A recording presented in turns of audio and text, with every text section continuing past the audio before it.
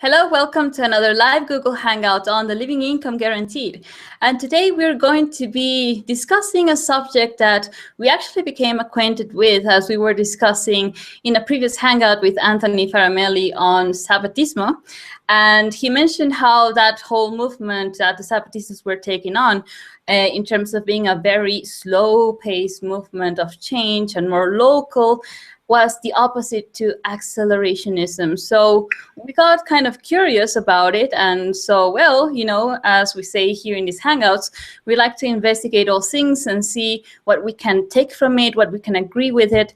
And so we decided with Jeanne Kenny, who is our guest today, that we would be discussing about it. So Jeanne, welcome to the Hangout again. Hi. Thanks for being here. Thank you.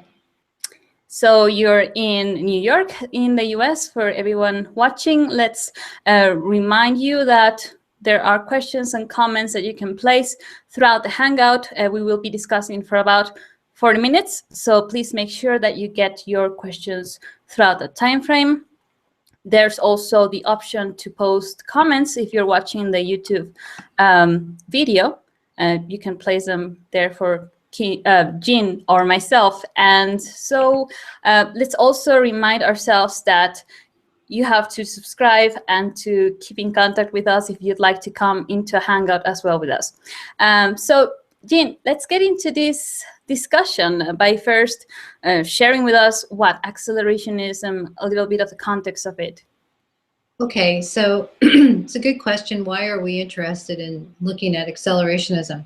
And it provides a critique that supports the timeliness and the rightness of a living income guarantee. So we are investigating it to see what we can learn from it and take from it, as you just said. Accelerationism challenges the original promise of the free market and laissez-faire capitalism. So that would include deregulation, privatization, and free trade.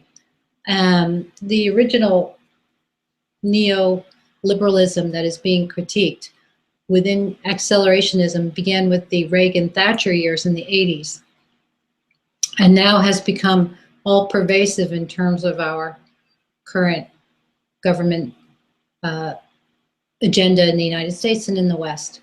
So we could say, and this is what I'll just say what the accelerations would say, that it's not an ideology or a belief system. It's not just that, it's a way the system works in practice and how the institutions have adapted within neoliberalism. The accelerationists would say that we've reached a point in history where vast amounts of jobs can and should be automated. Work for work's sake, from their point of view, is a perversity and a constraint that is imposed upon humanity by capitalism's ideology of the work ethic. So here we have an interesting idea of what would post-capitalism collective ends, what would it look like? In their view, technology is enslaved to a myopic or a limited version of capitalist purposes. So much of our technology has remained untapped. And this has limited our ability to provide services and a quality of life, creating a kind of dystopia. So let's see.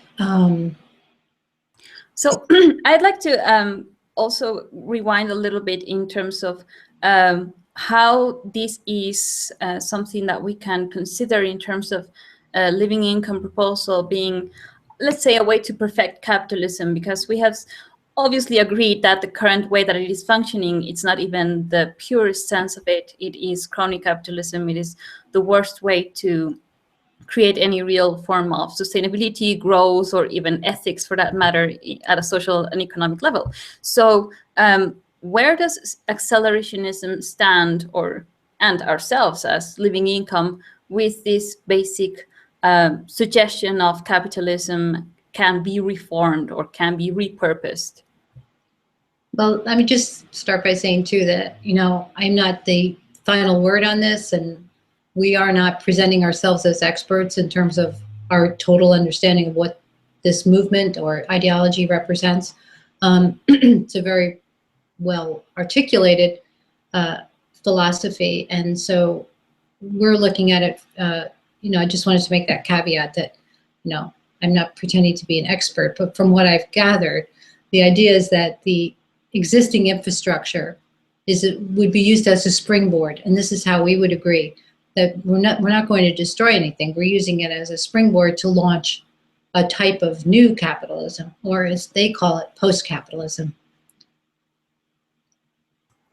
So on this, I'd like to also remind our viewers that we have been looking a lot into what is going on as innovations for economic solutions. And we happen to find that this is a political project, if it can be named like that, and that also proposes that only focusing on local solutions or community type of projects is not the way forward. So what can you share us on what the accelerationist point of view is on this, Jeanne?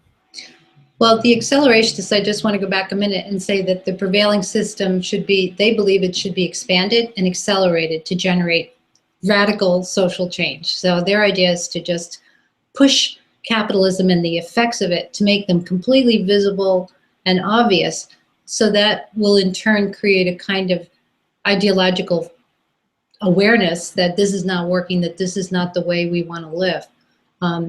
This actually came out of the French revolutionary startups of the 1960s. And so that's just a background that I didn't mention before in terms of where they're coming from. So I'm sorry, what was your question? Well, it was on localism, and it kind of ties in with what you just explained, because it is going the opposite route. As we've been also discussing in various hangouts here, there are many proposals, ideas of moving back to simplicity, to community organizations, localism, or relocalization of the economy. So the question was precisely, where does accelerationism stand in relation to these various projects that are also brewing currently? Well, I think that they would say, from what I've read, that the social movements are not adequate, that the Occupy movement, with their attempt at direct democracy, was a failure, and that they call neo-primitivism, localism, is not going to ever make the kind of inroads and changes that are necessary. So it's a kind of political inertia that's not addressing the systemic problem of what is called class inequality from a Marxist point of view. But from a living income point of view, we're not taking a political stand, we're taking a human rights stand. And so that's where we would veer off from that point of view, that this is a human rights issue, that this is something that it's a local issue and it's an international issue. Yeah, I'd say that many people tend to simply say, I am localist, or I am accelerationist, or and that is not what we suggest is the way forward, because in that we remain divided by ideologies, by factions, left, right, which we will also discuss and where they stand on this. And we simply say it is a matter of human development. So if people want to organize themselves, as we've talked with you also on cooperatives, that's good, because then that empowers people to realize they can produce and affect change at a community level. And at the same time, if such type of organizations can take these changes at a political level, then that's even better.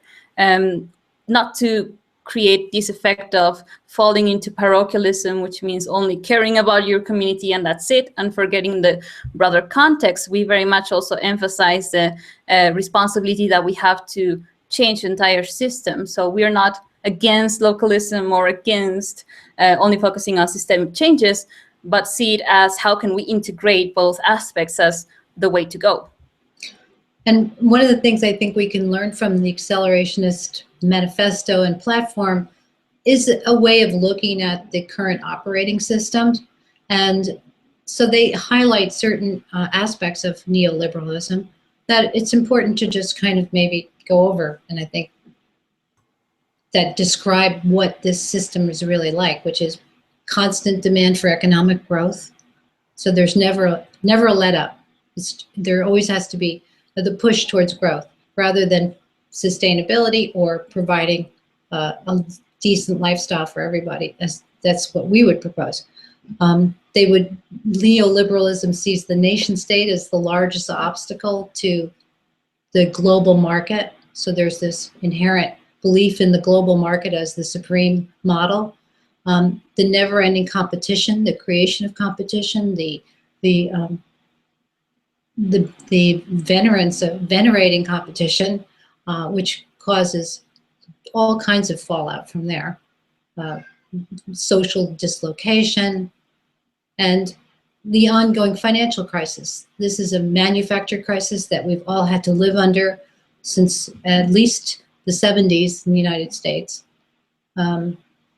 Increased automation, the loss of jobs through automation, transfer of wealth from the majority to the 1%. That's happened over the last, especially since 2007. The privatization of what used to be public resources and common resources. The subjection of all life to this kind of discipline of the market. So it's kind of this umbrella. It's not, what they're showing us is a way to look at neoliberal capitalism and describe its all pervasiveness, how it is like a blanket. It's almost as if we can't see the forest for the trees because it's so much a part of our lives. So this is a way to kind of take apart, you know, for us, for all of us who may, or for some of us, this may be elementary, but from others, it might be helpful to look at how these programs have increasingly become incursions into our lives, into what remains of our democratic institutions and our privacy, for instance, or our sense of having will to create an alternative. So in that sense, I think it's a good model to look at for deconstructing and critical thinking about the neoliberal capitalist operating system. Yeah, so we look at it from the perspective of all of these problems that, yes, they are the creation of this neoliberalist model. We do agree that they require a major shift, but not entirely to go against it, because that would mean more problems at this stage than solutions. So that's why we take it from the very first stage of proposing the provision of a living income, of a basic income that can come from, for example, you mentioned that private local or public resources are now being privatized. So that is one of the problems that we see could be solved by ensuring that we have the right to these commons and that we can use the money from these public resources that should be our right as a human being to have access to. And so through that, be able to fund a living income. That's one example. And the same with the problem on the unsustainable economic growth that we have at the moment. All of that is just, as we know, profit-based. So how can we create sustainable models that are very much being developed, but most of the times are being tampered because it is not in the current market's best interest to kind of promote either green technologies or more sustainable ways to produce things, because everything is still very much profit-based. So what's their perspective on this, Jeanne, as well, in terms of this unbearable necessity to produce to gain more profit? Well, I think that the accelerationist idea of creating cognitive maps of the way things are as a starting point is a really helpful way to begin to create alternatives. It's almost like you have to know where you are to know where you're going, right? And I'm not saying that they're infallible in terms of their critique, but they have you know, it's one way of taking apart how we've constructed the world that we live in. So out of that mapping and out of that, you know, understanding, then we can generate alternatives that happen anyway, but these can be thought out and thoughtful ones. We can, you know, we can piggyback onto the worldwide interest in guaranteed income, which is coming from the left and the right, It's coming from those who want to maintain stability in the world and those who want to who are more motivated by human rights issues. We see areas like employee-owned cooperatives that indicate a way using our information of how things work to work around and to create alternatives to show as models. Things like using advanced cybernetic technology, so not to become,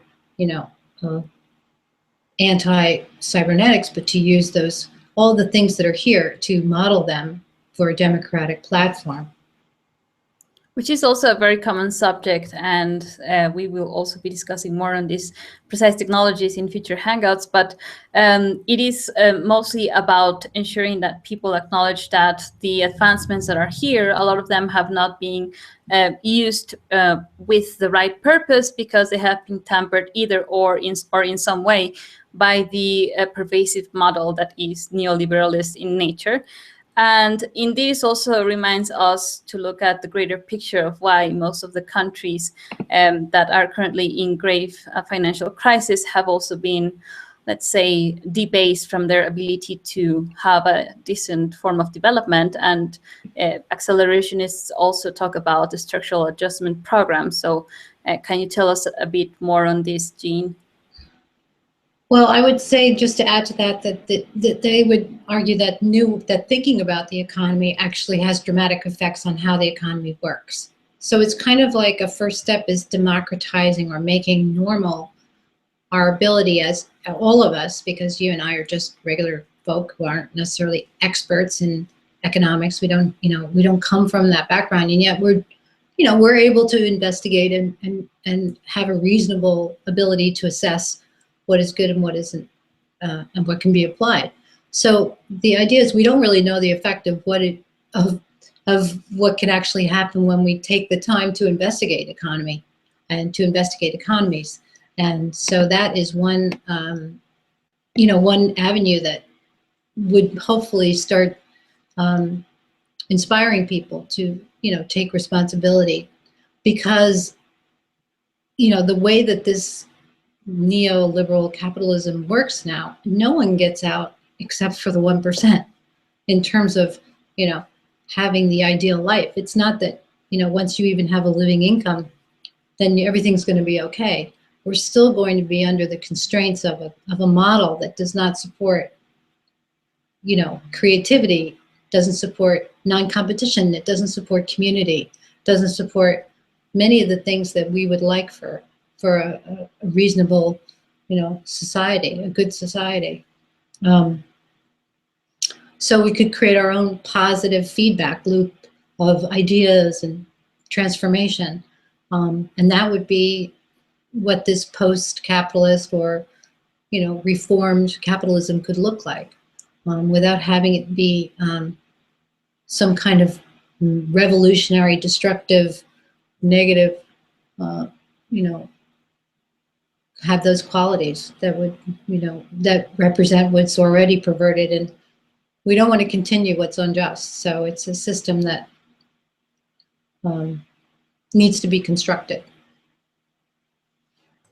So on this structural adjustment program point that I opened up, which has to do with the fact that, yes, even if we are realistically implementing a living income, we will still have to deal with these major organizations that are imposing things like structural adjustment programs that go to a country and enslave them through creating a massive debt that it is unpayable. And if they dare to attempt to pay it back, it has been proven, as with the case of Greece, that it brings their economy down.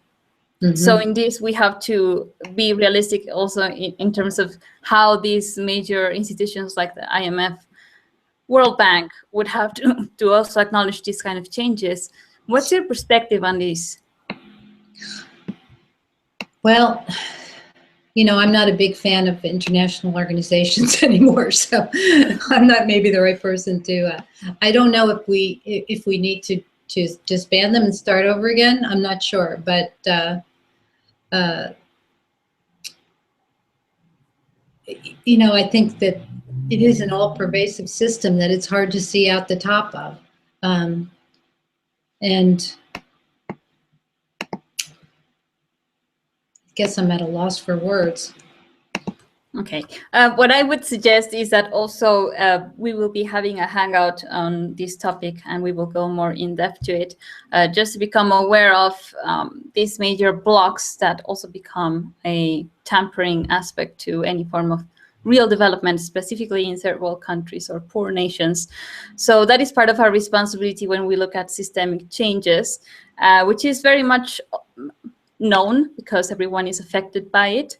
But the point of this is also to discussing about it, to make ourselves aware of it, and institutions that would have to also be, in a certain way reformed or aligned to a new paradigm.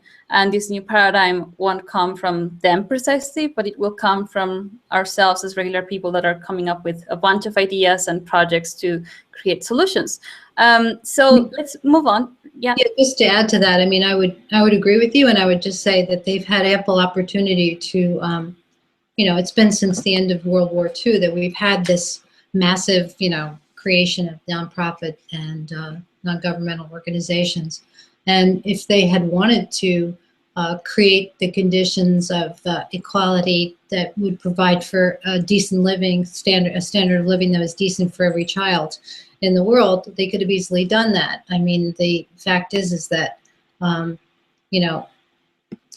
trillion that went to the Fed in 2008, that could have provided everybody every man, woman, and child in the United States, $40,000.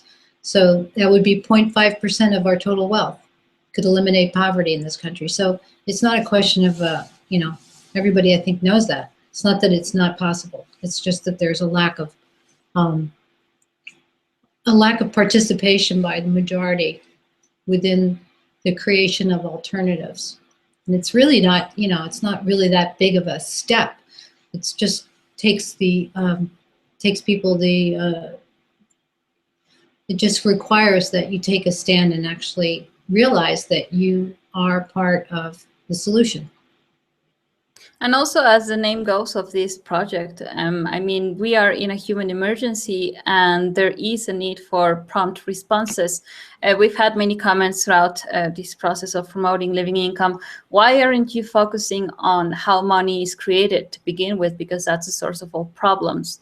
And why are you only focusing on providing a basic income? Like seeing it as a menial step. But we have actually previously gone through the whole investigation of, yes, money is a problem, but to get there, we have to implement something faster than that. We have the news of Iceland proposing a monetary reform, and it's not yet widely accepted by people either because of the reasons that you're mentioning. People are not yet fully aware of why is it necessary if everyone is having their lives in a content manner, or at least in a basic manner, and there's no major problem going on in their lives. It's like there is this constant apathy, or just not even the decision to become aware of this kind of solutions, or even looking at solutions. So that is also when we go back to the realization that many ideas, many projects, many political ideologies can emerge. But as long as we remain idle to them, and we don't have, as we're doing right now, like the initiative to start investigating them and seeing where do I stand with the principles that I live by in relation to these that they're proposing, then we become apathetic individuals that have no say or have no form of public opinion creation and do not steer the conversation. So this is also why we're doing these kind of hangouts, so that we can say, hey, look, this is the kind of a good way to analyze the situation. Where do we stand with regards to it? And how can I become part of the conversation? Which is also what the Hangouts motto says, like, be part of the conversation. And so what is your perspective on this? And this is also a question for our viewers. If you have any question on this or comment, that would be also cool to bring on. Yes. I mean, we're using the technology we have available to us. We're just on YouTube. We're making this because we want to do it. We're not under the aegis of any organization. No one's giving us money. We don't have any kind of political agenda that we're trying to push. We're just, ordinary people with living income guarantee, people who see, like you said, that we're in a total crisis. Capitalism as we know it in this form is consuming life at a rate that is out of control. And this is our best shot. This is what we've come up with. So we have to first take care of basic necessities, providing everyone with basic income, and then go from there, because it's almost like, you're not going to go out and go to a party if you're starving, or you're not going to go outside. So we treat everybody as we would like to be treated. First, we have to make sure that, everyone has the basic necessities covered. And part of the problem, I think, too, is just the media educational malaise, the kind of control that we've been under, that we don't even know that we're constrained as much as we are. And we don't realize the opportunities that we have right in front of us that are still available to us in terms of YouTube and using the internet to create these kinds of engagements and discussions, and to just take a risk and talk about what kind of future can we create. Also, what I agree on accelerationism is that they, on the media topic that you just brought up, they also agree that it has to be owned by the people, which is currently not the reality. We're under a corporate media control. Most outlets are controlled by 12 companies. Even in the early 1900s, there was a meeting of the Round Table where they decided, how many newspapers did we need to control in the United States to control the news? And they came up with 60. And they set out to put the people in place to control the news. There's nothing new about that. This kind of a system of exploitation, and it really is that, of resources, of people, of our creativity, of our livelihood. You don't have to be a leftist to see that. We're all victims of a kind of relentless pursuit of self-interest and wealth for its own sake. This stuff didn't happen overnight. It's been a process of control and of social engineering, in fact. Social engineering, yes. And also, I'd like to pose here the point about how we participate in that blindly. So this is also to create awareness of, well, who am I in relation to all the information that I get and the media and all of this, because that is part of what needs to be accelerated as a point of self-awareness. And how do I participate in my life? What do I invest my time and attention on? And maybe we do not see yet the consequences hitting in our front door, but that's why also accelerationism proposes, let's make the changes just be right in front of us so that we take action. And that's part of what we also very much agree on. We have a comment from GIB Food Creation. He's saying, lack of vision is the main issue. So how to reach 3.4 threshold of Western population? That's a good question. YouTube. Right now, this is pretty good, right? It is a major source of, communication. It's the new Gutenberg invention. It is the new press that is available for everyone. So I would say yes. What else would you say? Well, I would say, the idea of using art and, using creativity and what used to be considered to be the work of artists, and to make it more integrated into what our lives really are. And not really have it always be about this, this separate little precious life that we're leading. But what really is art? So redefining creativity in terms of accelerating our awareness. And you can use, I think that the metaphors that accelerationism provides are really good for this kind of idea of, going outside the comfort zone. Maybe that's what it means to be an artist. And maybe that's how that is when you look at what people are watching and how to galvanize attention. It's usually based on creativity, wanting to watch somebody that's actually doing something different, somebody that's challenging either sexual mores, and that of course is number one, or,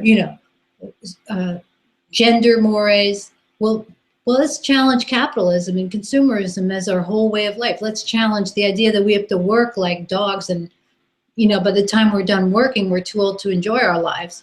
and that, you know, billions of children don't have enough food. I mean, maybe that's the way to, you know, to use this technology and this, what we have available right now, is to creatively, you know, like the genealogy, the origin of accelerationism came from the rave culture, from cyber culture, from science fiction. And, you know, it's kind of like a Blade Runner, Terminator. So, you know, let's have some fun. I fully agree on that. And we've had also a hangout before on creative activism. I suggest also watching it, but I very much agree that we have to make use of what is currently taking everyone's attention, like movies, entertainment, music. All of that is a great foundation wherein we can start making things that make people think and that challenge our basic perspectives of how the world should be. And yes, why not also considering implementing more time on being a social media activist, which is something that everyone can do if you have any form of account in social media. We're in 1.2 billion people are having access to this. And if great people of corporations are using it to sell products, then why not to continue spreading our ideas that can challenge the way that things function right now. And so make ourselves visible as, hey, I am standing for this, and I would like you, my friends in social media, to be aware of it. Because many times we believe that, oh no, what will people say if I stand for this, or if I challenge this aspect of the system. But the more that we make it a common subject and we bring it up in conversations and with our relatives, the more people start realizing, hey, this is becoming like the new normal. And that is what we want, the new normal, to be this kind of discussions. That's our perspective. Yeah, it's like waking up, you know, because right now we're under this belief that a beautiful life or something, or the fun life, is to just have this selfish, self-referential, you know, kind of freedom. And that's, what about freedom that includes everybody? Freedom that, you know, we're a world that's actually taken care of. That's like a new idea of freedom that steps outside the you know, this umbrella of neoliberal capitalism that accelerationism is critiquing. Let's go on to the next comments, and this is coming from Arnaud Primus. Sorry if I didn't pronounce it correctly. He's saying, in my opinion, information drives accelerationism, regardless of what kind. Post-capitalism, I don't see. Post-consumerism, maybe. I am an engineer technician, and we can, but people are also scared, and I would say quite reasonably so. I would definitely like to first comment on this aspect of fear. And I would say, first of all, that there's no worse risk than the one that is not taken. And fear is something that you and I have been very much aware of, Jeanne, in terms of even ourselves being able to accept the new paradigm, or being able to walk it as ourselves, or new principles. Changing our frames of mind is probably the most challenging thing, I'd say. But fear has been used as a way to control and to keep us controlled. And that is something that we have a responsibility to transcend, precisely through realizing that if we unite with solutions and with basic common sense that stands for, in this case, human rights, there is nothing really to fear. What's your perspective? I guess, yeah, my question is, what would he be afraid of? I'm not saying that rhetorically. I'm actually wondering what it is that he's specifically afraid of. I mean, that we're not going to have the, you know, what the nursery room of neoliberalism to, you know, to have our bottle in. I don't know what would we be losing. It would be a cool way to map these fears and to become aware of them, and to maybe say, well, I fear being imprisoned by my government because I'm standing for something that stands for human rights. Yes. Doesn't really make sense, isn't it? I mean, yes, a lot of people have been, as we know, silenced when they dare to be one single person standing up for the entire nation, like JFK, let's say. But that's not the point here, and that's also why we're doing this in a very grounded level where anyone can join. Yeah, I mean, I don't mean to belittle the idea that there isn't a legitimate fear that could arise from taking you know, a contrary point of view to hegemony, right, to empire. Yes, there is a risk in that. But what's the alternative? You know, this living in an chronically unresolved state of crisis? Is that how we want to live and how we want to provide for future generations? So I guess maybe you have to get to the point where you're my age and you're just, you've had it, and you just say, you really have to, you either give up or you try to look for and talk about alternatives. So with regards to his first comment, he's saying that information drives accelerationism regardless of what kind. Post-capitalism, I don't see. Post-consumerism, maybe. Do you have a comment on it? Well, the difference between, maybe he's saying what would be post-capitalism. I don't know how you could have post-capitalism and not have post-consumerism. To me, they're the same. So I guess I'm not sure how I would answer that.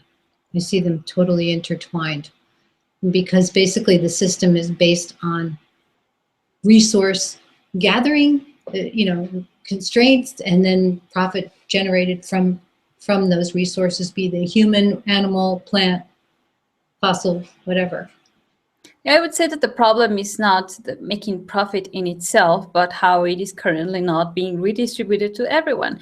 And we've been having this week very good news about how some CEOs are making the decision to cut their own wage from $1 million to, let's say, $70,000 or a little bit more, and then decide to give more money to their workers. This is a kind of what I would say as part of post-capitalism, or the current idea of capitalism that we are living in, and we're in the ones at the top get the most, and start realizing that there needs to be more rewards going to those that actually do the work if you want to keep your workers happy, because it doesn't make sense to continue kind of waging this class war when we can simply dissolve it or remediate it by ensuring that, yes, you also require good money to live if I want to have a loyal worker. So this is still kind of within the framework of capitalism. We're not going against it. It's just about making it fair, Yeah. Just. That's a good thing to underscore that is our mission, as it were. Okay, so we have another comment from GIB Food Creation, and he's saying, fear of the unknown, even paralyzed by the unknown. Mm-hmm. Do you have a comment on this? Well, I think we can pretty well predict what is going to look like if we do nothing. And that is not a future that I would like to be a part of.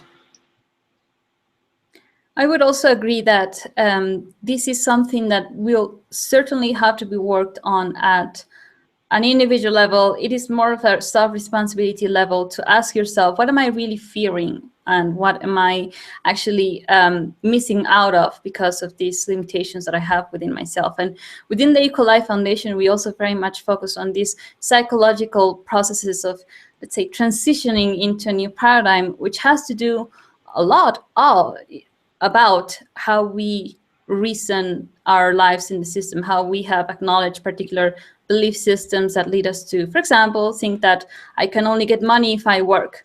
So transcending that paradigm of we can give you a living income if you don't want to work or if you can't work, and that's perfectly fine because it's your human right. That kind of thing goes into a lot of stigmas and fears that are existent with and that are visible in many people that are being stigmatized, for example, for getting welfare. And this is part of the fears and the stigmas and the prejudices that we surely will have to continue working on. But how can we work on that if we are still very much on survival mode? So that's why we go back to the same point of to accelerate change, we actually propose that a basic income, a living income is implemented, because that will ensure that everyone is covered from their basic necessities, and so have sufficient time to then start continuing researching and looking into their own psyche as to what is it that I'm limiting myself with, and working on those. We are also very much interested on being able to discuss these kind of subjects of psychological obstacles that we all have and that we all have to transcend in order to be part of the new paradigm, which is what we are discussing about here, essentially. I Well, think, yeah, that's a really good comment, because you're right. It brings up that whole the inner jailer within all of us, right?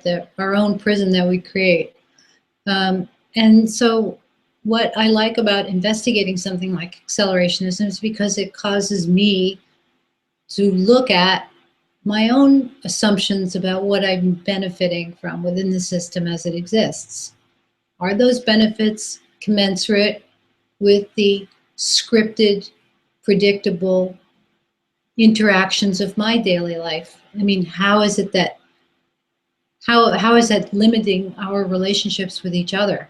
And the fear there would be, it's going to be unscripted. We don't know. We are so sort of constrained, and this is what looking at these kinds of different points of view helped me to see, is the constraints that we don't even acknowledge. That this kind of system of competition and relentless pursuit of wealth at the cost of well-being, what it actually creates within us in terms of our own interrelationships and our relationships with ourselves. So I get back to the elimination of creativity. There's a kind of deadness that happens in a situation like this, and this would be what we could build on. We could use as a foundation the ability to create new business, to create new ideas. So take the best out of what the ideas of capitalism offers and apply them, so that once everybody's taken care of, we can use our creativity to create these new relationships with each other and with ourselves. And also a point that I've also discovered lately is that many times we are imbued in the mainstream media, and that's all wars and ISIS and whatever, when there's a lot of things, good things going on, even in the real core of capitalism in itself. A lot of businesses are coming up with social entrepreneurship ideas that are linking what you could call humanitarian type of activities with a profit, and it is becoming part of rebranding of the corporations that we've previously seen as a problem. So we very much agree, and we've discussed this before, how the solution also resides in corporations themselves. It is not to attack them, but to rather have them accelerate toward the implementation of sustainability models, corporate social responsibility, to do this kind of hierarchical dissolutions, such as what is going on in Seattle with this CEO that is cutting his own wage. That kind of changes also correspond to an ongoing flow of information that I suggest that we all, participating in these hangouts and being part of a change, we continue sharing, because that starts in, let's say, integrating new ideas of what is possible. Whereas in the sea of mainstream media, you don't get this kind of news as easily. To see that people are doing things, people are in the capitalist core, are already coming up with these new ideas. And as I say, bringing up this creativity to create a product that will ensure that people are getting their benefit from it, and at the same time be supportive to environmental measures, and at the same time create a new branding to our corporation, because we are no longer just greedy people making a lot of money. So we are also, as consumers, changing the way this game is being played, and not to lose sight of that. That is also very important. We have a say in it. The way that we consume, that is something that is really relevant. And if you can become sustainable at a local level, that's great.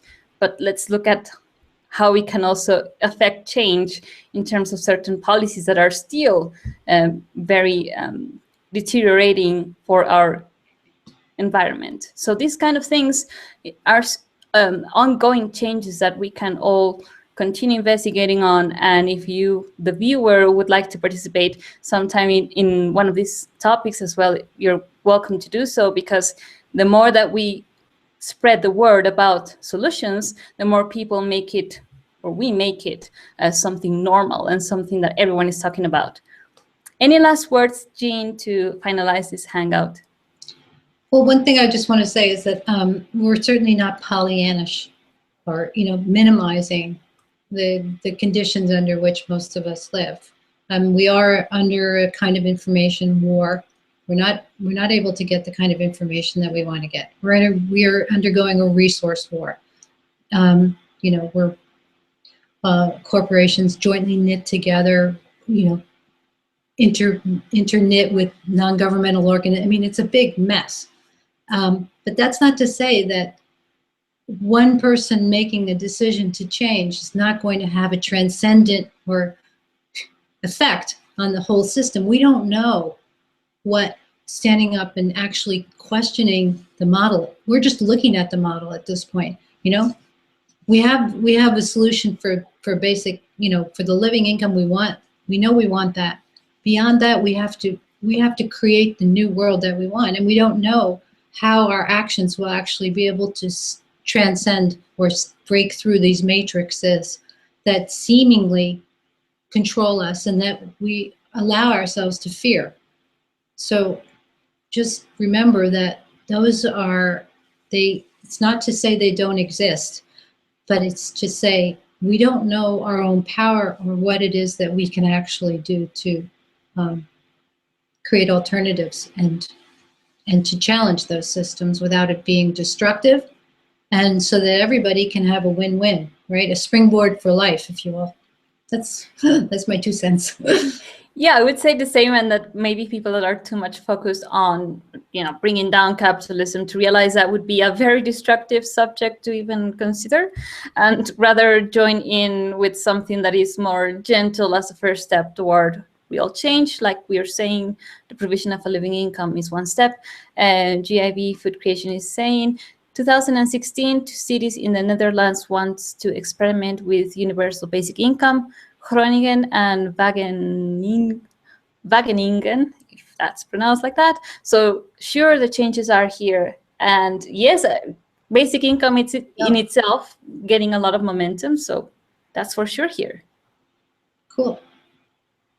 Okay, so we are going to wrap up this hangout. Thanks a lot, Jeanne, for discussing with us. It's been very supportive to open up these subjects that we touch upon here and there, but we want to, as always, state where we are in terms of living income as a project and as a self-educational process, and that we invite many more to join in, because that's how we become informed citizens, informed individuals that can have a say on, let's say, a political proposal and these kind of ideologies that are emerging here and there. And so encourage discussing about them and having a say and a stance toward them. So investigate the living income guaranteed proposal. Of course, we will leave a link to that. And thanks for watching, and we will see you next week with another hangout. Thanks, Jeanne. Until next time. Thank you. Bye.